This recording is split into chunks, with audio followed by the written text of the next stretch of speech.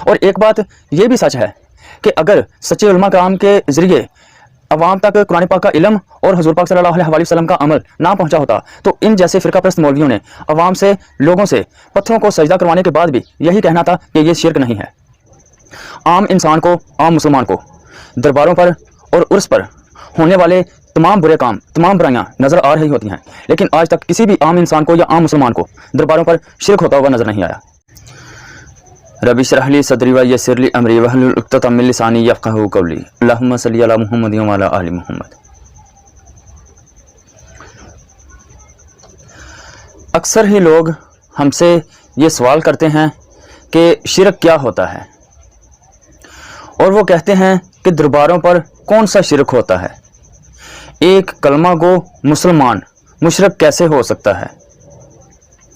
عام انسان کو، عام مسلمان کو درباروں پر اور عرس پر ہونے والے تمام برے کام، تمام برائیاں نظر آ رہی ہوتی ہیں، لیکن آج تک کسی بھی عام انسان کو یا عام مسلمان کو درباروں پر شرک ہوتا ہوا نظر نہیں آیا۔ اس کی جو وجہ ہے وہ ہے ان لوگوں کے مولوی۔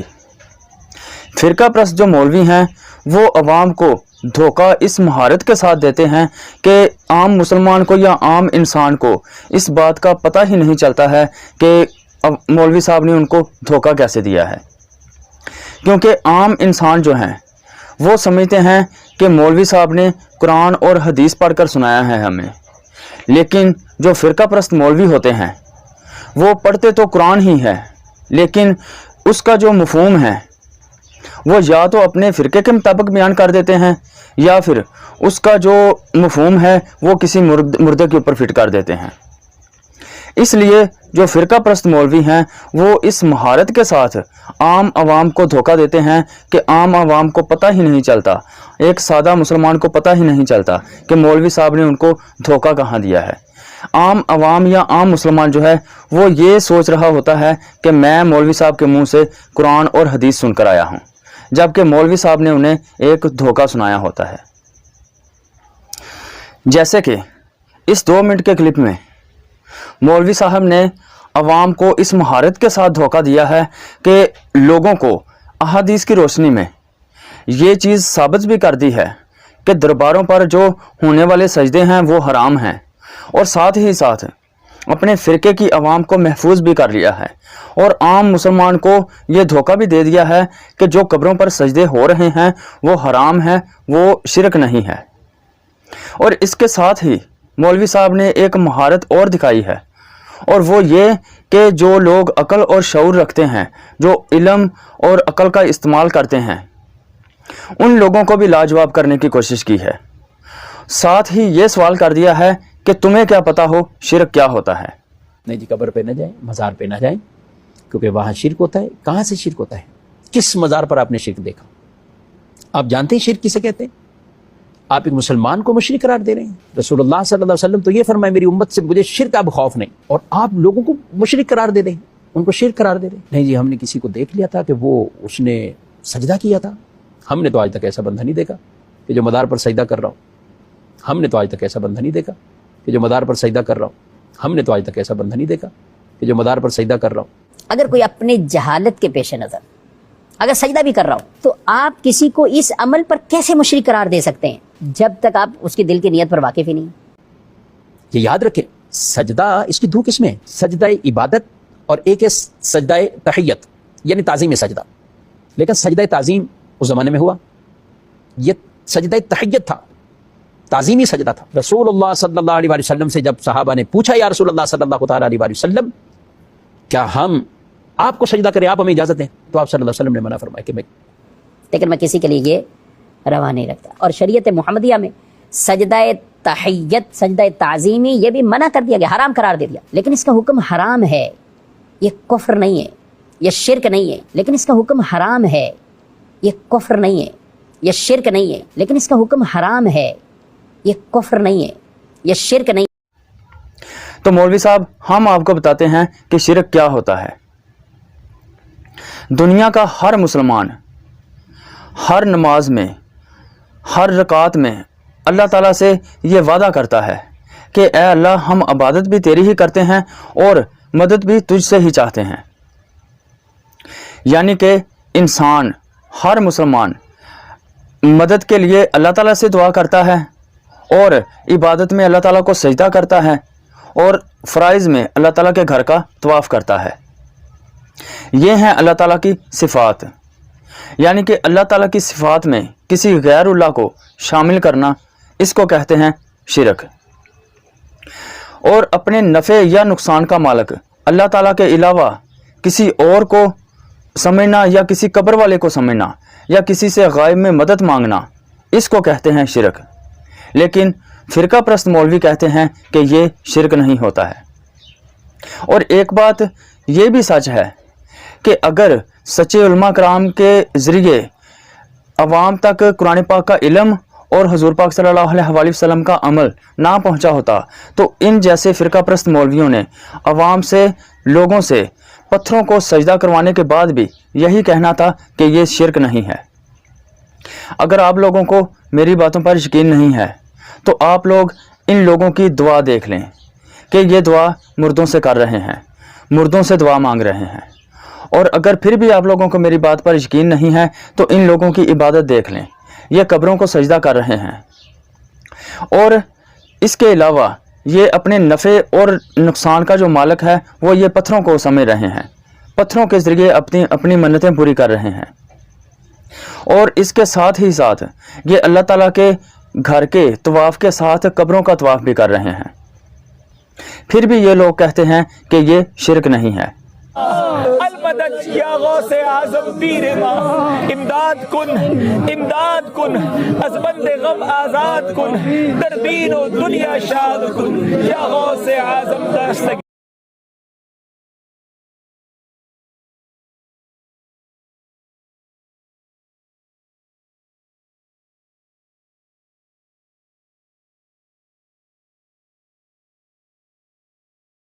मेरे मीठे प्यारे इस्लामी भाइयों और मदनी चैनल के नाज़रीन, इस वक्त हम उस मुबारक पत्थर के पास मौजूद हैं। अच्छा, एक और बड़ी खूबसूरत बात यहाँ मशहूर है कि अगर कोई दिल में तमन्ना है और अगर इस पत्थर को उठाया जाए तो तमन्ना अगर पूरी होनी है तो ये पत्थर आसानी से उठ जाता है, और अगर नहीं होनी तो ये पत्थर नहीं उठता। और अब चलें कुछ नियत करते हैं।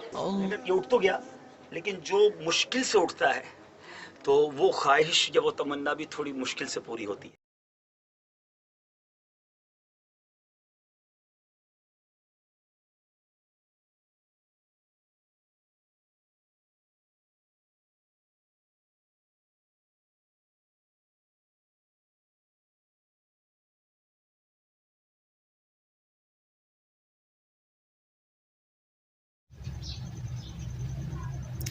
और ये सारे काम जो हैं, इन लोगों के फ़िरके के जो उलमा इकराम हैं वो भी यही काम करते हैं, और जो इन लोगों के फ़िरके की आम आवाम है वो भी यही काम करती है।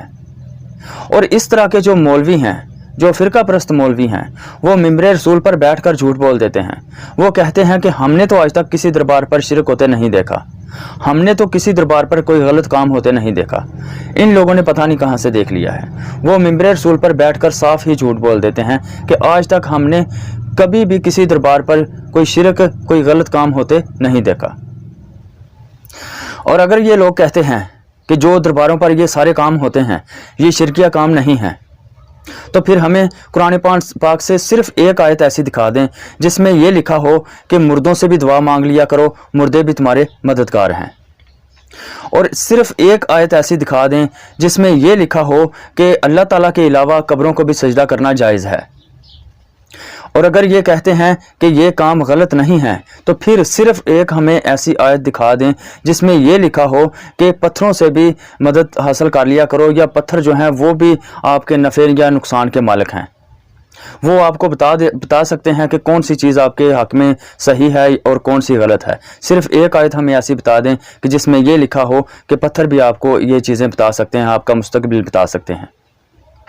और अगर इस चीज़ को भी आप शिरक नहीं समझते तो आप हमें सिर्फ एक आयत ये वाली दिखा दें जिसमें यह लिखा हो कि अल्लाह ताला के घर के तवाफ़ के साथ साथ कब्रों का तवाफ़ भी करना जायज़ है। जबकि हम इन लोगों को इन चीज़ों की नफ़ी में बेशुमार आयात दिखा सकते हैं कि जिसमें साफ साफ ये बात ज़ाहिर हो जाती है कि गैरुल्लाह से गायब में किसी से मदद नहीं हम मांग सकते, और نہ ہی مردوں سے کوئی مدد حاصل کی جا سکتی ہے اور نہ ہی مردوں سے کوئی دعا کی جا سکتی ہے، اور نہ ہی مردے جو ہیں وہ زندہ لوگوں کے مددگار ہیں۔ یہ اس طرح کی آیتیں ہم انہیں بے شمار دکھا سکتے ہیں، اور نہ ہی کوئی ایسی آیت ملتی ہے جس میں یہ لکھا ہو کہ جو پتھر ہیں وہ بھی ہمارے مستقبل کا ہمیں پتہ بتا سکتے ہیں، کیونکہ ان لوگوں کے جو عقیدے ہیں ان کی نفی میں، مردوں کی نفی میں تو بے شمار قرآن پاک میں آیات مل جاتی ہیں، لیکن جو عقیدے ان لوگوں نے بنائے ہوئے ہیں ان کے مطابق قرآن پاک میں ایک بھی آیت نہیں ملتی۔ اگر ہے تو ہمیں ان 4 پوائنٹ پر ایک آیت لا کر دکھا دیں کہ جس میں یہ لکھا ہو کہ مردوں سے مدد حاصل کر لیا کرو، قبروں کو سجدہ کر لیا کرو، پتھروں سے اپنا مستقبل حال پوچھ لیا کرو، اور خانہ کعبہ کے طواف کے علاوہ قبروں کا طواف بھی کر لیا کرو۔ صرف ہمیں ایک آیت ایسی لا کر دکھا دیں۔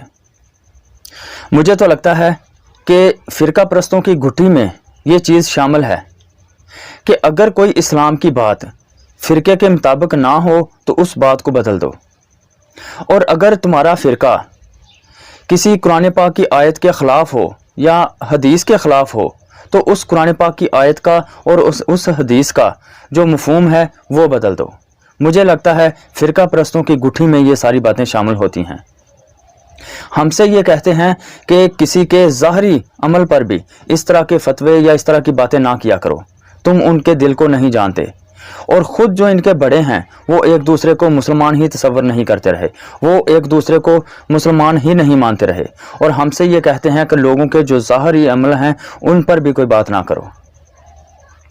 اور مجھے لگتا ہے کہ یہ جو فرقہ پرست مولوی ہوتے ہیں ان لوگوں نے کبھی قرآن پاک پڑھا ہی نہیں ہوتا، اور اگر ان لوگوں نے قرآن پاک پڑھا ہوتا ہے تو پھر یہ جان بوجھ کر پیسے کی خاطر جو ہے وہ قرآن پاک کی مخالفت کرتے ہیں۔ مزارات اولیاء یہ تو وہ جگہیں برکت والی ہیں کہ جہاں سے لوگ تلاوتیں، ذکر، درود، نعتیں پڑھ کر اپنے دلوں کو سکون پہنچاتے ہیں، اور یہ غرض لے کر وہاں حاضری دیتے ہیں کہ یہ ہمارے لیے ایک وسیلہ بن جائیں گے۔ دینے والی ذات اللہ تعالیٰ کی ہے، رب نہ چاہے تو ایک ذرہ بھی ادھر سے ادھر نہیں ہوگا، یہ دیں گے، یہ ہمارے لیے ایک ذریعہ بن جائیں گے، وسیلہ بن جائیں گے، اللہ سے لے کر ہمیں دیں گے، اللہ سے لے کر ہمیں دیں گے۔ اس کو دوسرے لفظوں میں یہ کہیں گے، اللہ سے لے کر ہمیں دیں گے۔ قرآن پاک میں یہ کہاں لکھا ہوا ہے کہ جو مردے ہیں وہ اللہ تعالیٰ سے ہمیں کچھ لے کر دیتے ہیں؟ یہ قرآن پاک میں کہاں لکھا ہوا ہے کہ مردے جو ہیں وہ اللہ تعالیٰ کے آگے ہمارے سفارشی ہیں؟ یہ کہاں سے قرآن پاک پڑھتے ہیں؟ یہ ان لوگوں نے عقائد کہاں سے لیے ہیں؟ ہمیں تو پورے قرآن پاک میں اس طرح کی ایک بھی آیت نہیں ملی کہ جس میں یہ لکھا ہو کہ مردے جو ہیں وہ تمہارے سفارشی ہیں، جس میں یہ لکھا ہو کہ مردے جو ہیں وہ اللہ تعالیٰ سے زندہ لوگوں کو چیزیں لے کر دیتے ہیں، یا مردے جو ہیں وہ ہمیں اللہ تعالیٰ سے کوئی چیز لے کر دیتے ہیں۔ یہ تو پورے قرآن پاک میں ہمیں تو ایک بھی آیت ایسی نہیں ملی، تو پھر ان لوگوں نے یہ عقائد کہاں سے بنائے ہوئے ہیں؟ مجھے لگتا ہے یا تو یہ قرآن پاک پڑھتے ہی نہیں، اور اگر پڑھتے ہیں تو یہ پیسے کی خاطر اس پر عمل نہیں کرتے، اس کے مخالف چلتے ہیں۔ اللہ تعالیٰ سے دعا ہے کہ اللہ تعالیٰ ہمیں قرآن پاک کو پڑھنے کی، اس کا ترجمہ پڑھنے کی، اس پر عمل کرنے کی توفیق عطا فرمائے، حق بات کو سن کر اس پر عمل کرنے کی توفیق عطا فرمائے، اور حق بات کو بیان کرنے کی توفیق عطا فرمائے۔ آمین، جزاک اللہ خیر۔